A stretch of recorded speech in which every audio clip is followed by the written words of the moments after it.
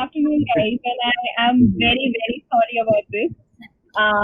We have 70 people waiting for us, and that's amazing that you guys stayed back and waited for the last 10 minutes. And thank you so much, Team Airmeet, for being on, available at this time. And welcome, Tanutejas. We're very sorry that you had to experience this. We are great supporters of Airmeet, and this is the first time we went through this. So, anyways, it's a new learning for all of us. So, thanks for coming today and taking out time from your busy schedule despite the lockdown. So, Aditi, do you want to start by introducing Tanutejas? You know him for much longer. Yeah, we have been through this journey together, but they still like anything from last 1.5 year, I guess. Right, Tanu? Yep, exactly. Like it's been Yeah. a long. We like know each other. So Even Tanu Tejas, let me introduce you to all. He's the CEO and co-founder of Shop Kirana, and I need not to introduce about Shop Kirana. Everyone knows it really well. They are scaling like anything, and recently we have discovered their new face in B2C space, and it's amazing. You guys are doing amazing. So Thank you. let's begin from you, Tanu itself. Mhm. Just let us know about you, Shop Kirana, how it begins, and how is it going. Guys, so I'll give you a very brief introduction about myself. So I am from Rajasthan, from Bikaner. Around 10 years back, I came to this city called Indore to complete my post graduation. That's MBA. And I always say that fortunately, my college got shut down in second year. So I started an advertisement agency in second year. And then like while in that the whole entrepreneurship journey, I met like amazing couple of people, and out of those amazing people, two of these people are my co-founder in Shop Kirana, and I think when I started Shop Kirana, we started Madhya Pradesh very first grocery portal around 8 years back, when there was a Also local, have it. yeah, when there was a local bania, kind of a local bania.com kind of a like thing in Bombay. And at that point of time, I started Shop Kirana in Indore, and I ran it for like a year or two as a project, and I realized that B2C market is really not mature enough in this country. And we started understanding what the market is, like how people buy grocery in this country. And that's how like we realized like 90% of this population of this country still buy from mom and pop stores. There are 9 million mom and pop stores in this country. So it looks like very fancy to get into an e-commerce business. It looks very fancy to like talk about like raising investment. It looks very fancy to talk about like how companies are discounting and capturing the market share. But the biggest thing and the like biggest what you can say the eye opener was really understanding the data of Indian retail. And when I understood the data, I realized even after pouring billions and billions of dollars in this industry, less than 1.5% populations are buy online, right? Like less than 1.5% market share is in the hands of e-commerce business. 7% market share is in the hands of modern retailer. So 92% market share still in the Okay. hands of mom and pop stores. Like these are like 9 million mom and pop stores. So the things which looks fancy doesn't really have to make a business sense. So from that thought process, we started like connecting mom and pop stores around 5 years back. We scale business like pretty in 4 states. I'll keep on like answering about the journey part, but it has been a very like amazing and beautiful journey because we started from like tier two. We still located into tier two city, and I feel proud that I am among one of those company who chose to stay in Indore in a tier two market as a headquarter when we had like many options to move our like headquarter from like Indore to Bombay, Bangalore, Delhi, and we have been rejected to be very frankly from a lot of like investors also because they wanted us to move office from like Indore to tier one city and all. I would not say that they are like it's a wrong mentality. I would say that this is the reality of the world because if given a chance to invest in like for an example, if I'm the investor, if I have to invest in Ujjain, I think I'm not comfortable in like investing in Ujjain when it compares to Indore because I know in Indore I have like 10 options, but in Ujjain I have just one option. And I think the same thing goes for the like Bombay, Bangalore versus Indore also. So when people look after these cities, they have very less options to invest. And when they go into the Bangalore, they have like 1,000 plus options, like rising, waking up every day. Uh, but like we are a business of like very strong believers. We believe on something, and we believe like belief is more important than facts and figures sometimes. So we had a belief that we can actually like build a billion-dollar organization by sitting in tier 2 city, because the companies which I admire, like Unilever, like ITC, Unilever, P&G, Amazon, you can say. I mean, these are those companies which never moved their headquarters from the place from where they like rose up, right? I mean, they built something so big that the world started coming to these cities instead of these offices moving to different cities. So I'm a very strong, like when we talk about the India, we can talk about the Reliance also, right? We can talk about the like Jamshedpur also. So these companies, they really understood that building a business is not about like achieving some numbers. Building a business is about like really having a very strong mentality, and it's like people need to assemble like a community. So your revolutions or like whatever the vision you have, it surely don't end at 5 p.m. when you go back like from the office. And I think this is the biggest part which a lot of startups have missed in the like startup journey, that they raised billions and millions of dollars. They like invested in the like fancy buildings and fancy breakfast, but they forgot that it's going to be the people who are going to build the organization, and they have to have a very strong community even after offices also. And that's why like Reliance, like Jamshedpur, like Tata, like created the whole community, because when the people stay in a community, they feel the power of the vision, they feel the like power of like staying together and achieving something. And I think like from those beliefs, we chose to stay in Indore. We realized we can do these kind of like things in Indore, but it's not possible in like Bangalore when we talk about the real estate and all. I mean, when I go in a Bangalore to buy an office, I think I can buy a like a land in Indore and come up with a township for like the whole shopping family. And that's a huge gap between the pricing also. And I think these kind of like things which helped us to like stay in Indore. And second is obviously the strong unit economics. We raised our seed investment within like 1.5 years of starting a company.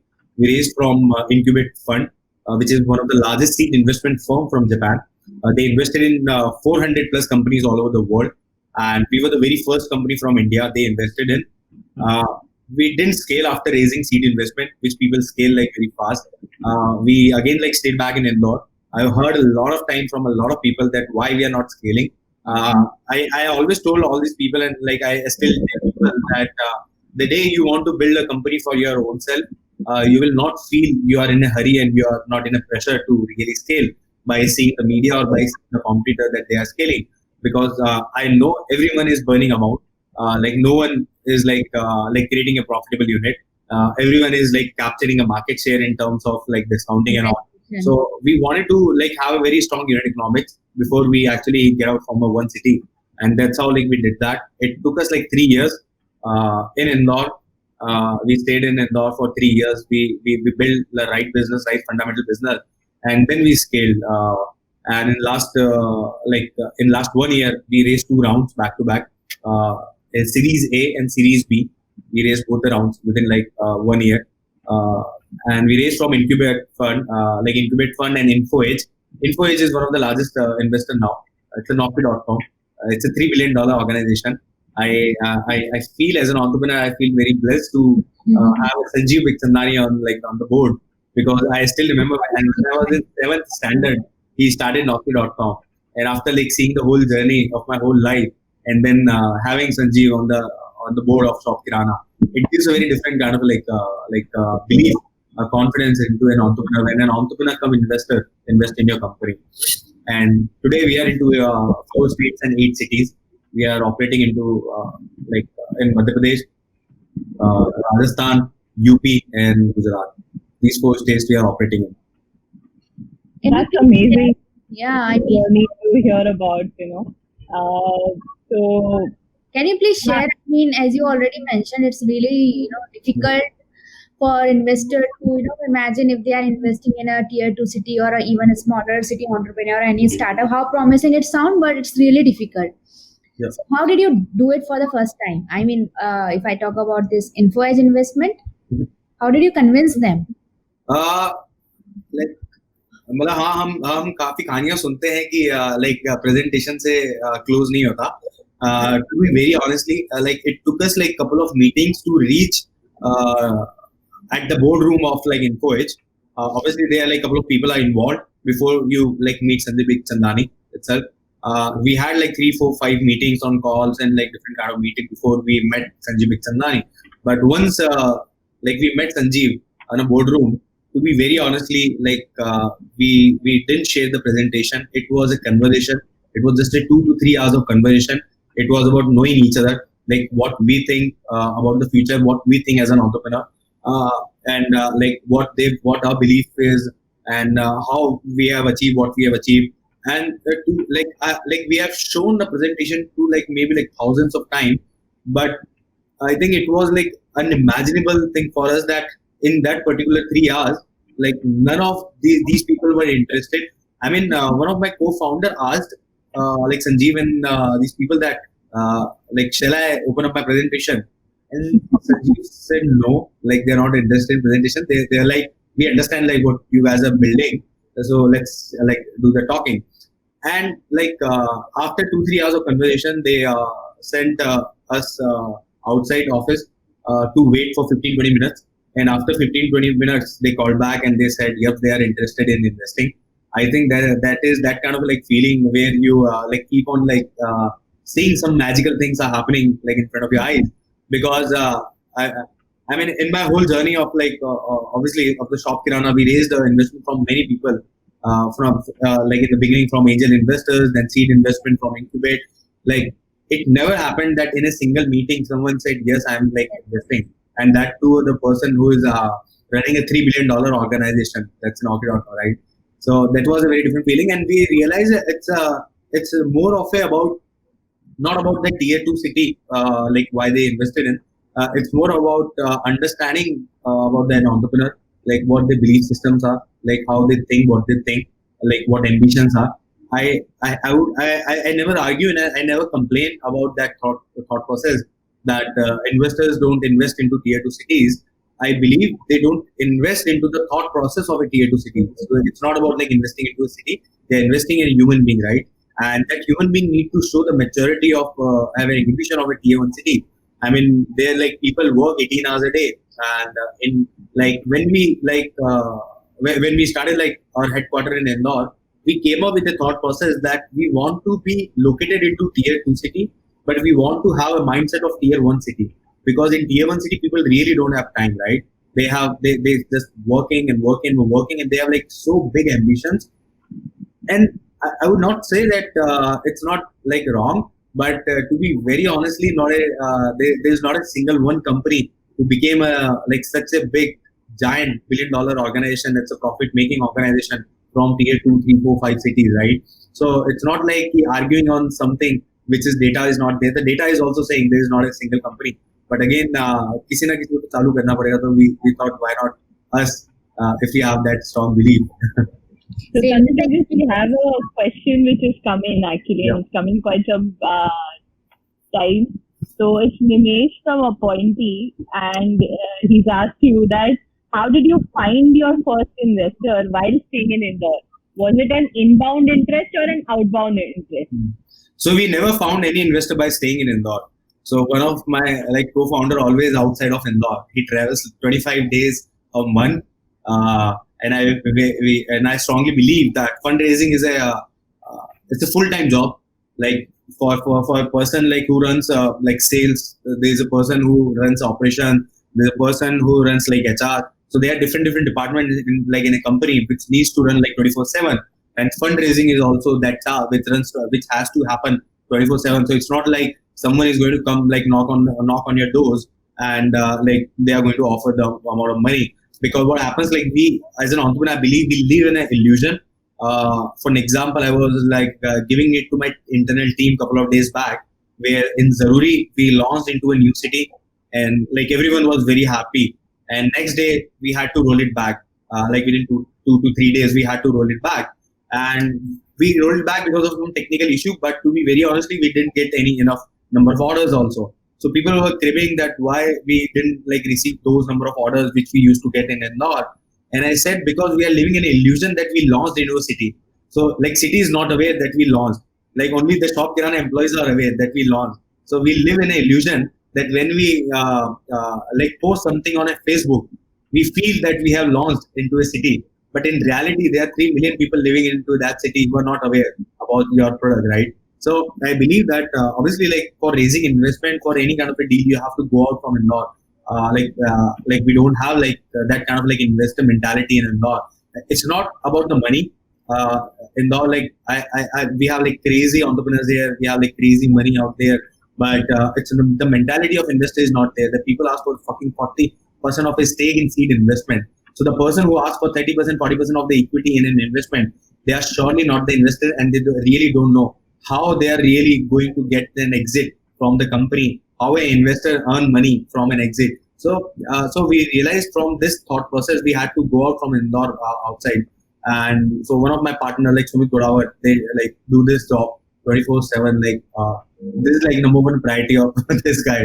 So like we both run in such a manner that Sumit Godawat runs the company like we cannot survive without funding, and I run the company by thought process that we have to survive without fundraising. So basically, these are two contradicting, but it helps us to be balanced on like on day-to-day working. That's great. Amazing. Right, we have a couple more questions. So, Jay Krishna has asked you that is Shop Kirana more of a technology-driven organization or a people-driven organization? Mhm. Okay, who asked this question? Jay Krishna. Okay, very interesting question. Uh, so when we started up, we told ourselves that we are a technology company, and after 5 years, we realized it's more of a human-based organization. We are not the pure tech play. For an example, more than 500 people are working with Shop Kirana, but only 40-45 people are there in technology department. Rest of because we do operations a lot. We have warehouses. We are into a supply chain business and everything.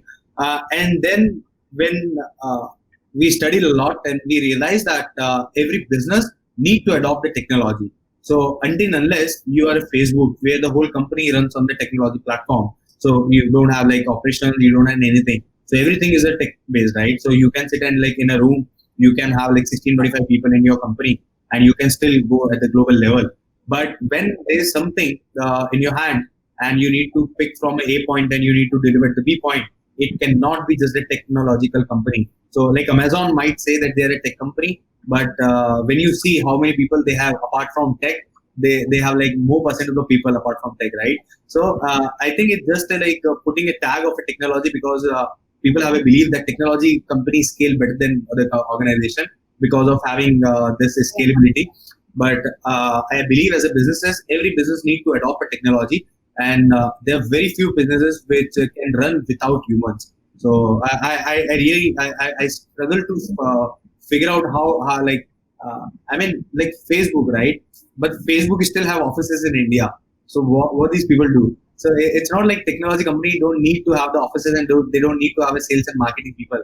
They do have like sales and marketing people. Like TikTok do have like sales and marketing people on ground going and like making celebrities, right? I think yes. So we are more of a like it's a human based organization. We call ourselves like a supply chain innovation organization, and the vision we changed the vision after 5 years. Earlier vision was like empowering retailers with the help of technology and supply chain innovation. But while working, we realized that technology need to like every department and every small to small things need to get empowered with the help of technology. So it's not about just solving innovation in supply chain. We might need to do innovation in finance. We are doing innovation in like GR. We are doing innovation in HR. So like as a technology company, we are integrating technology in each and every like aspect of a business, and hence we changed the vision, and now the vision says empowering retailers with the help of technology and brands. So now That's amazing. yes. So we have a steady stream of questions to get to. So the next To question, ask one thing, Yeah. while scaling up in last 1.5 year or 2 years, what are the challenges you have faced being in a tier two city? I mean, when there it comes to investment, there are a lot of pressure, right? To grow fast, to hire right, to use the right technology. And I know being in a tier two city and in an Indore, all these challenges? How did you cope it up? Yes, that's true. That it was a very big, like one of the biggest question we faced while like scaling up, because when you do the like when you scale, you have 30 to 60 days to scale, right? And you need to hire hundreds and hundreds of people. And obviously, the things don't work. Who work with the team of 30 will not be working with the team of 100 and even 300, right? Yes, yes, yes.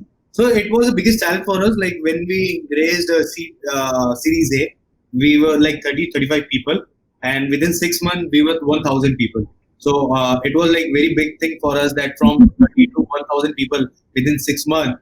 I think a lot of challenges which I personally heard uh, but we didn't face those challenges. It's like people don't want to work in a tier two city. It's pure lie, to be very honest. It's a lie because we hired people from Bombay, Bangalore, like Ahmedabad, and people joined us. And these are those people who are working in Parle headquarters from last 17 years. And these are those people who are working with Future Bazaar. These are those people who are working in Reliance headquarters, Reliance Fresh and all. So we realize, I think it's about like how you sell yourself. So we sold ourselves well to these people that they can have a progressive job, they can have a more ownership. Is Uh, the vision or the money works in bringing those people on board? we never paid anyone like the way companies pay of advance, or maybe like what you get poaching amount. We never paid a single poaching amount to anyone. We gave them a like ownership. We gave them a like the role which for an example, I always say that the people who are working in Shop Kirana, everyone is like doing whatever they are doing. They are doing very first time in their life. So no matter the regional operational manager. So the regional operational like the guy who is handling, he never handled like 15 hubs before in their life. So that's how the companies work. So we give people like more ownership and more responsibility, and we also tell people that if they are getting like 20 lakhs of package in Bombay, and if they are getting 22 lakhs of package, it's just like maybe 10% of a growth. But if they are getting like 10% growth in their package in a city like Indore, where you have like rent of like 15,000 a month, that's it, and in 30,000 you're just finished. You like even if you want, you cannot spend like more than 30,000 bucks in Indore. And then you can save, and you can save a lot of amount of money, and then you can save a lot of time also, because like within 25 minutes you can travel the whole city, and there like you travel like just 2 to 5 kilometers. And when we sold these things to like people, it became very easy for us. But that's the biggest challenge I would say which we fought was about like the thought process of a T1 city, like why people really, because I've seen people like in T1 cities, they have experience, they worked in many companies also. They are like they are related with the shop thing. The employees are related. They understand like when the startup grows, how they also grow. Uh, Even when like we hired like so many hundreds and hundreds of people, we had to tell people that what are the power of like employees take options, like what are really like ESOPs are, and when you survive in a startup, and when you have ESOP and the company grow big, and how like you get the benefit. And I think this was a very major gap because people were not aware like what are the benefits of working in a startup. People just have this conception that when you work in a startup, you are very free to do whatever you want to do. You have a nice culture. You can come at any given point of time. And these are the fancy things, but in reality, what are the benefits? These are the like benefits of the stocks and all. So this was a challenge we had to like face, and we had to tell people before bringing it. So that brings to a great question that we have, that how do you differentiate in the mindset of tier one and tier two? You know, because you must have noticed that there could have been a gap even when you hired people from tier one cities and they came into Indore. Was there like a sort of like a cultural shift that you had to maintain? Yes, it's. I think the culture, you develop the culture where you if you are with 10 people, you start behaving with those like the way the 10 people behave after a certain point of time. But the mindset thing is, for an example, in Indore, like sometimes people say that like it takes them like 15 minutes to take a shower, and that's why they are getting late. But in Bombay, people travel like 25 kilometers to reach office at 7:30 a.m. Right? Where and why? Because people like in T1 cities, they understand that there's a huge competition even for a single job, and there are like thousands and thousands of people out there who can like snatch their job because everyone is like applying for a job. So there is a very high competition for a job also. So people don't take job for granted. But in tier two city, it becomes like a little bit of such kind of like thought process that we take sometimes a job for granted. We don't think that someone else is waiting outside to snatch our job. So that's why I think this is the biggest shift we had to change among the people. Because when we started hiring, we were showing people that a lot of good talent is also available outside. So it's not like, and we have a very strict rule in company that a person need to grow up in terms of their like level of execution, the executive level, in terms of promotion, in terms of incentive, rewards, and evaluation. So we have like certain things in like HR, and it's a very strict guideline that if a person don't grow within 6 months to 1.5 years in a company, then we had to say goodbye to that person because it shows that person is really not growing when the company is growing. And I believe everyone need to step up like in their career. And there is not a single one person out of those thousands of people. And again, there's a strict policy that you cannot downgrade from a job. So we might take a couple of months to put someone in a higher position because we understand that if we put someone at the higher position and the person is unable to like respond and like unable to achieve the KPI or the target on that position, so we cannot downgrade that position again because like if it's kind of like anything that company is growing and the person in that company is not growing. So if we feel that it has to go parallelly. So if the person is not growing, then it's going to affect the company's growth also. And if the company is not growing, then obviously it's going to affect the growth of an individual in the company also. And I think these are the balances which we keep on balancing every day. Thank you. That was, a good explanation to how things should be set right in HR as well. And I know Aditi is smiling there, making some mental notes, isn't it? Obviously. So So we have, yeah, go on, Aditi. yeah, so I was about to ask you, like, when we during this Corona and COVID, we are seeing a lot of startups and companies are crashing every moment, every other day. We are seeing lot of layoffs and lot of statements like we are going bankrupt and zero revenue. You were also in B2B business, right? And when it was lockdown, it's going to affect you also badly. How did you cope up? And in just a week, you launched a Zaruri app and come up with the B2C solution. So it's a big shift when it comes to a startup of your scale.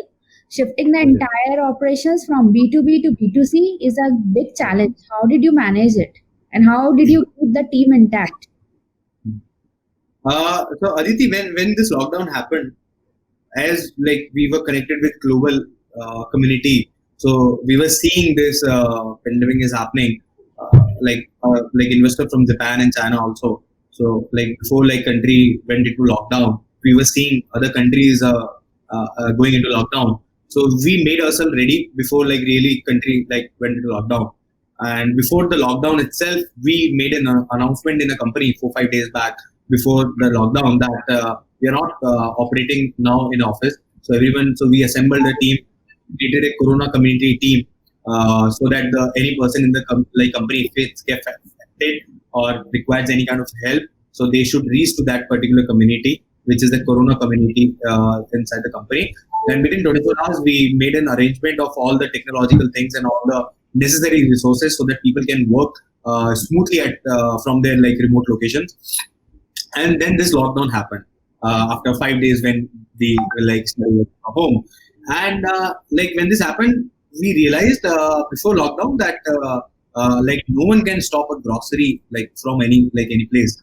The essential thing, the essential word came after lockdown, but we were aware before lockdown that you cannot like stop grocery from the market. Like it's kind of like killing people like from your own will. So it has to be there. As we are like related into like B2B, like core business is B2B and it's like very strong believer of B2B because uh, we supply to like mom and pop stores.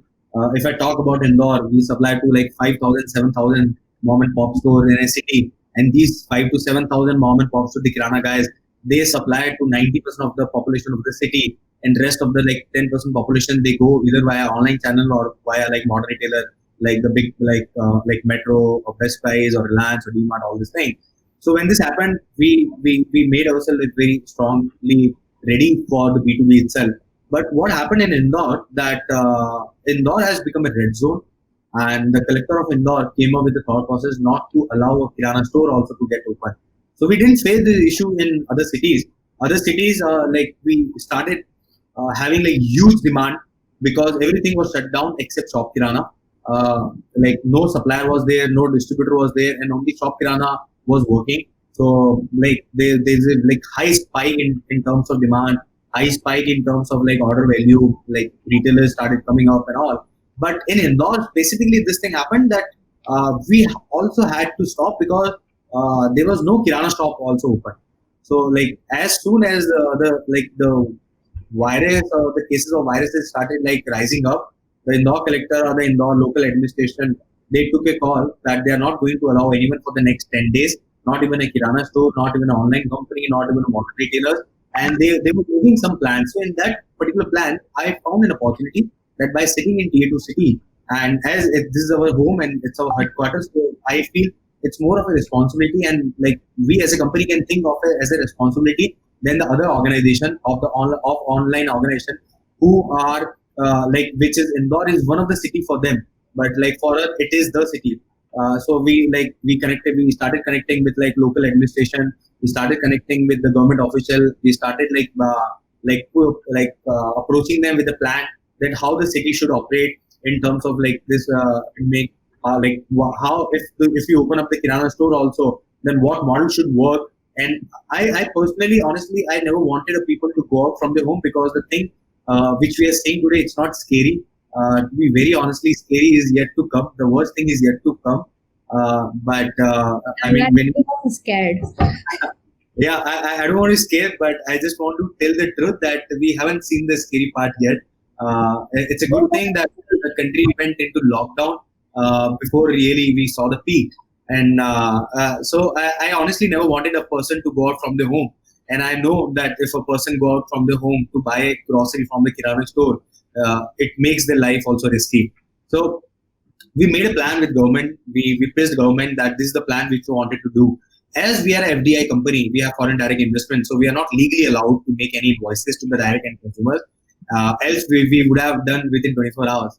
So and that's how like it took us 7 days to figure out what the right model was, the right way of working without manipulating and without getting affected into the legal things, without really putting a company on a risk, and also by helping people to get the grocery at homes. And that's how like we came up with the thought process, and we beautifully created a marketplace where the vision still remains the same, even if we are selling direct to direct end consumers, because we are just a technology company in Zaruri.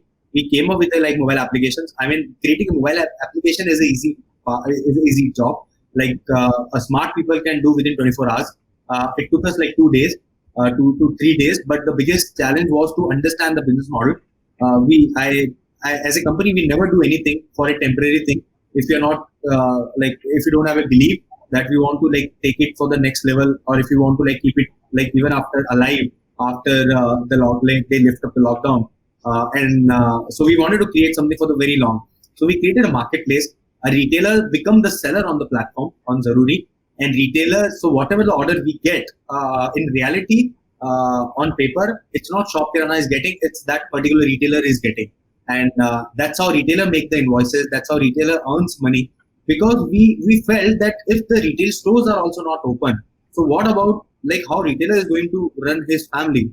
How retailer is going to like run the business when the like business are shut down? So this Zaruri app can help a retailer also to start operating the shop even when the shop is closed, and this Zaruri app can help people get the grocery also even when the like city is locked down.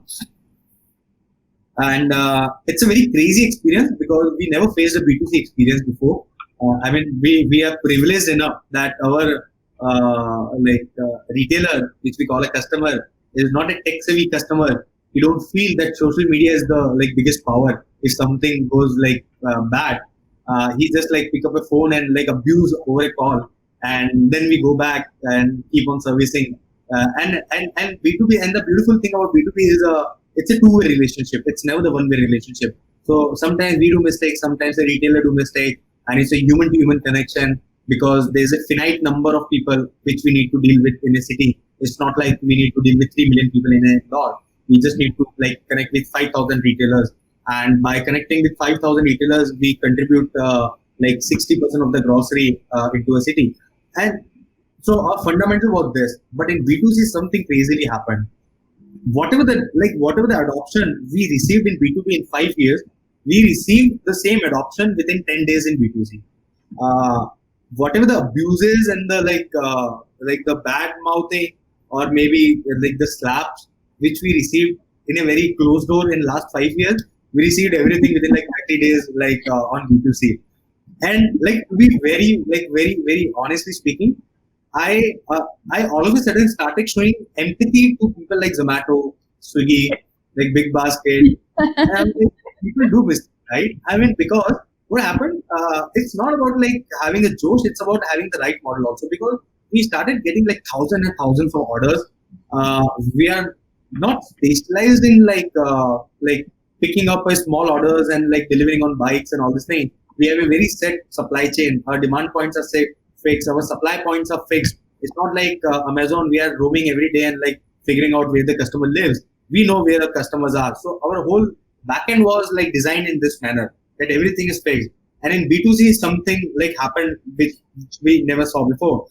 And we started missing out line items, like people paid from a UPI when we delivered. And there's a scenario also like there's a because of WhatsApp forwarded, there's a scene at families कि घर पे किराना आता है तो 2 दिन तक उसको हाथ नहीं लगाया जाता, वो 2 दिन बाद खोला जाता है उसको ग्रोसरी को.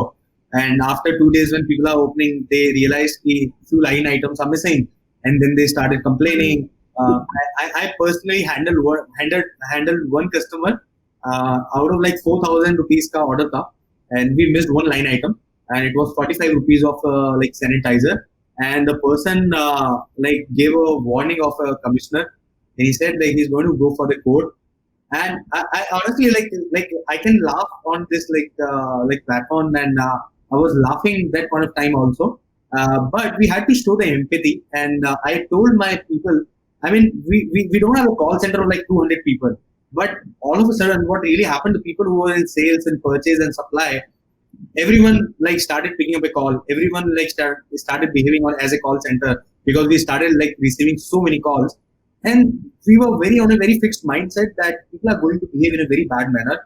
They are going to abuse you because they are like females also working on a call. They're like males also, and everyone is sitting at home. It's a remote location. Things are very bad at outside, and it affects our mental level also, no matter what we say. So I understand that it's going to affect us also.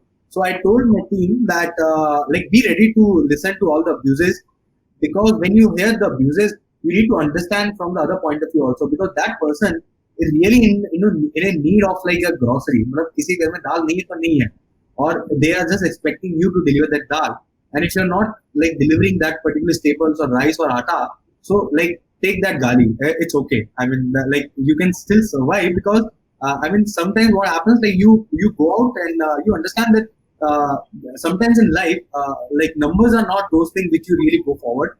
It's something else. I mean, we are not the company like the Unilever or P&G or ITC where we show thousand crores of profit every quarter. So if we want to work in this manner, we want to earn a very high profit. It's not like this. It's not like it's adding any kind of a value addition in a valuation also. It's not like it's about like we are just like working as a serving mindset. So in serving mindset, we faced a lot of issue.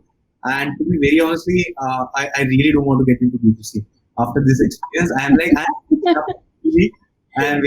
I mean, the order size, there's a valuation, and there's a business, and there's a ownership, and there's a power of the market. I mean, like the kind of transaction which we do in a B2B versus B2C, it's a huge gap. Like it's a very huge gap. We started selling on Zomato and Swiggy in Lucknow, and within 7 days we stopped selling. And we were like, how these companies are very happy in like 300 rupees of a product and delivering. I mean, it made no business sense for us, so like we stopped like there also.